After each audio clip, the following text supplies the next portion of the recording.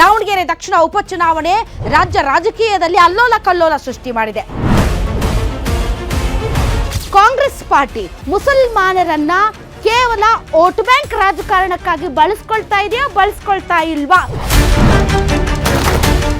Jaber Khan ಅವರು ಒಂದು ಮಾತು ಹೇಳಿದ್ರು, ಹೌದಾ ನಾವು ಪಕ್ಷ ವಿರೋಧಿ ಚಟುವಟಿಕೆ ಮಾಡಿದೀವಾ?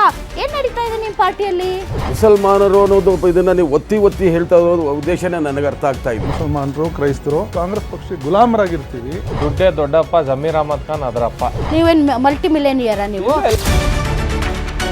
ನಮ್ಮ ಪಕ್ಷದಲ್ಲಿ ಇದ್ದು ತಿಂದು ಉಂಡು ಪಕ್ಷಕ್ಕೆ ದ್ರೋಹ ಮಾಡಿ ಮಾಡೋದು ಕಟ್ಕೊಂಡ್ ಕೆಲಸ. ನಾನ್ ವೆಜ್ ತಿನ್ನಲ್ಲ ಅಂದ್ರೆ ಏನದ್ರ ಅರ್ಥ ಏನು? ಇವರು ಮನೆ ಮನೆಗೆ ಹೋಗಿ ಭಿಕ್ಷೆ ಬೇಳೋರು, ಇವ್ರ ಹತ್ರ 1,000 ರೂಪಾಯಿ ಹಂಚಕ್ಕೆ ಎಲ್ಲಿಂದ ಬರುತ್ತೆ?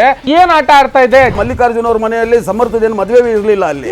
ಸಮರ್ಥ ಅವ್ರ ಮಗ ಮನೆ ಕಾರ್ಯಕ್ರಮ. What type of politics is this? ನಾವು ಆ ಗುಲಾಮ್ಗಿರಿಯ ಆ ಒಂದು ಮನಸ್ಥಿತಿಯಿಂದ ನಾವು ಹೊರಡೆ ಬರಬೇಕು ಅಂತ ನಾನು ಹೇಳ್ತೀನಿ ಮೇಡಮ್. ದುಡ್ಡು 5 ಕೋಟಿ ಕೊಟ್ಟರು ಅಂತ ಹೇಳಿದ್ರಲ್ಲ, ನೀವು ನೋಡಿದ್ದೀರಾ?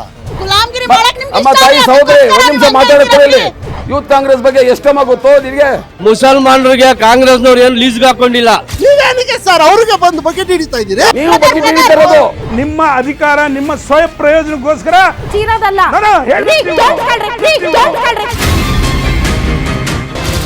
ರಾಧಕ್ಕ ಪಂಚಾಯಿತಿ ವೀಕ್ಷಿಸಿ ನಾಳೆ ರಾತ್ರಿ 8 ಗಂಟೆಗೆ.